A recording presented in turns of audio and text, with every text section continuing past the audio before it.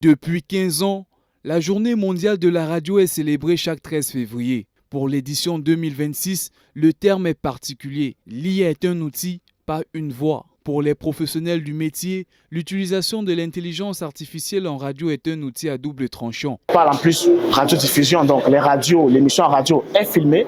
Il faut pouvoir associer l'intelligence artificielle, peut-être pour imager ce que vous êtes en train de raconter, le test que vous avez personnellement produit. C'est pas aller sur l'intelligence artificielle, prendre un test, venir le lire. Les gens ne sont pas dupes. Ils vont ressentir que ce test-là n'a pas été travaillé. C'est un couteau à double tranchant. À la fois, c'est un outil qui a son impact en fait dans le travail de tous les jours, qui peut aider dans l'amélioration, par exemple, du travail des rédactions, qui peut servir dans le choix des sujets. Mais l'autre côté qui, selon moi, est néfaste, c'est que en abusant de l'intelligence artificielle. À l'ère des deepfakes sonores, ces derniers poursuivent en garantissant que la radio reste le dernier rempart de l'information certifiée.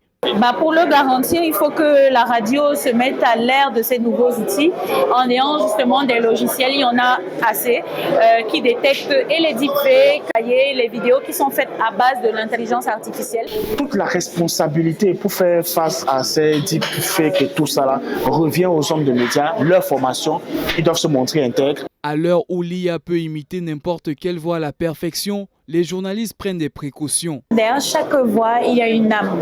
Et cette âme-là, elle est difficilement reproductible avec juste un robot. Quand vous écoutez une voix faite par l'intelligence artificielle, que ce soit en termes de publicité ou bien d'un reportage, je pense que ça se ressent quand même. Et tout ce qu'il faut pour se distinguer, en fait, c'est de rester soi et d'avoir cette part. Il faut faire des innovations. Il faut se remettre en question à chaque fois. Si vous êtes monotone, c'est à ce moment-là que l'IA va restituer tout ce que vous faites, votre mimique, votre façon de parler. À chaque fois, il faut se réinventer, il faut apprendre des choses nouvelles pour pouvoir s'arrimer à la donne, parce que ça va excessivement vite. Et je pense que l'IA est une copie.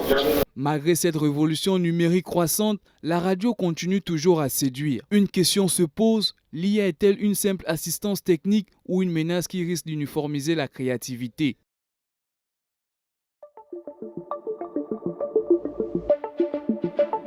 Le Messager télévision, à l'écoute du peuple.